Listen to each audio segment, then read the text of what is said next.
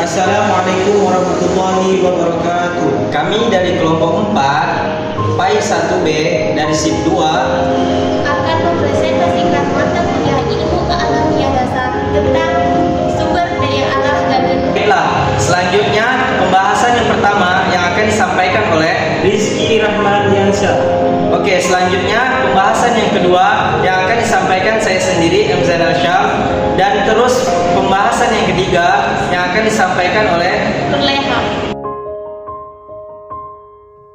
Pengertian sumber daya alam. Sumber daya alam adalah segala sesuatu yang ada di muka bumi ini yang punya manfaat untuk kepentingan hidup manusia, maka itu disebut dengan sumber daya alam.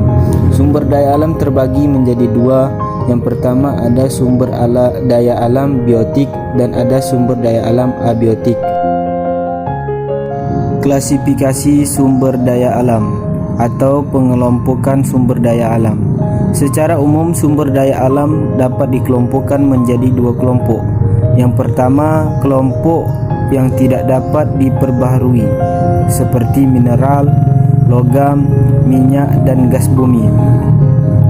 Sumber daya alam ini dianggap memiliki cadangan yang terbatas sehingga pemanfaatan sumber daya tersebut dapat menghabiskan cadangan sumber daya dan berkemungkinan besar ke depannya tidak akan tersedia lagi sumber daya ini. Kelompok 2 yaitu kelompok flow atau sumber daya alam yang dapat diperbarui. Dapatnya diperbarui sumber daya alam tersebut tentulah memiliki proses regenerasi.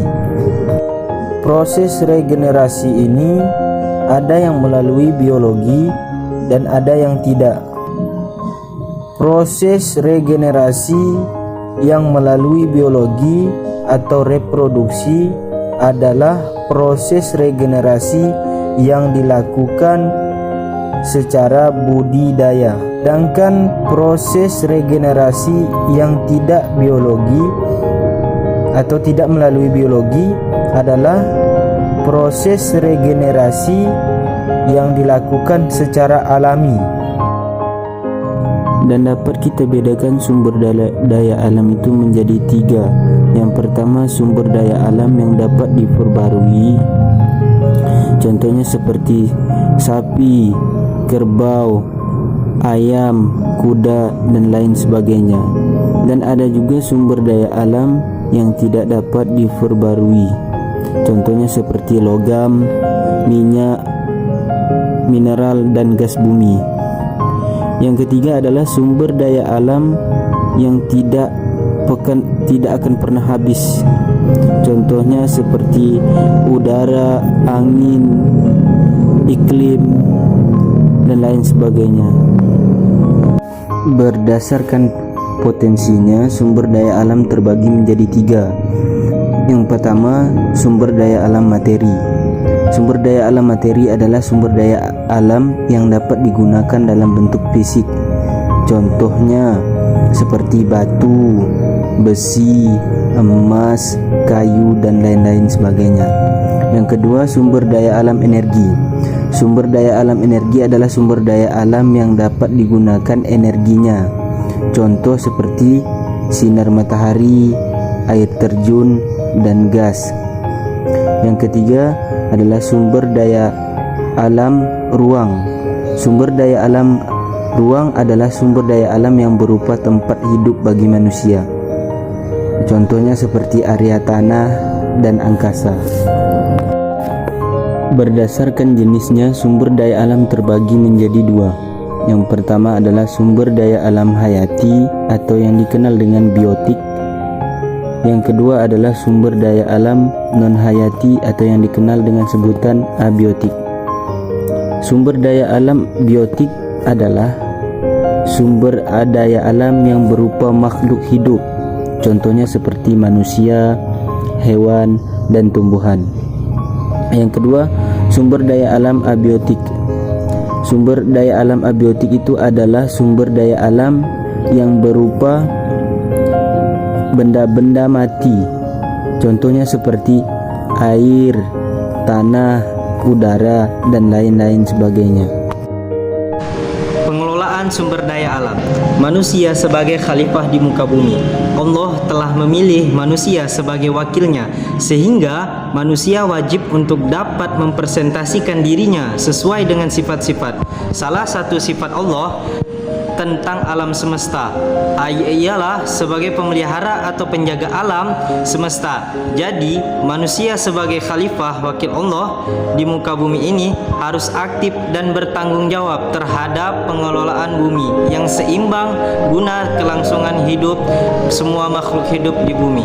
Pengelolaan sumber daya alam bertujuan guna menjamin kelestarian kualitas lingkungan. Sumber daya alam perlu dijaga keseimbangannya dan juga kelestariannya agar tetap dapat dimanfaatkan untuk kesejahteraan hidup masyarakat. Maka dari itu diperlukan dapat dilakukan untuk menjaga kelestarian lingkungan antara lain berdasarkan prinsip wawasan lingkungan, yaitu penghijauan atau reboisasi, sengkeden atau terasering atau pengembangan das. Berdasarkan prinsip mengurangi, mengambil sumber daya alam sebaiknya tidak berlebihan, atau prinsipnya hanya mengurangi saja karena pengambilan yang berlebihan dapat merusak lingkungan. Berdasarkan prinsip daur ulang, pengelolaan kembali suatu massa atau bahan-bahan bekas berupa sampah kering yang tadi memiliki nilai ekonomis.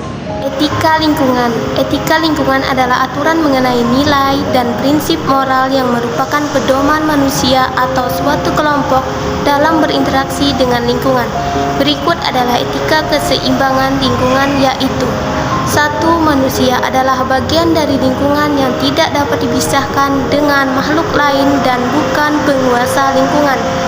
2. Tuhan menciptakan lingkungan untuk semua penghuni alam semesta, bukan hanya manusia. Manusia sebagai khalifah Tuhan harus mengelola lingkungan atau alam semesta dengan benar dan adil. 3. Manusia harus mengelola dan menjaga keseimbangan dengan bijaksana guna kepentingan generasi muda selanjutnya. 4. Sumber daya alam terbatas sehingga manusia dalam pemanfaatannya harus hemat. 5. Hubungan manusia dengan lingkungan harus saling menguntungkan. Demikian presentasi dari kelompok kami, mudah-mudahan ada manfaatnya. Sekian dari kami. Wallahul muwaffiq ila aqwamit thoriq. Assalamualaikum warahmatullahi wabarakatuh.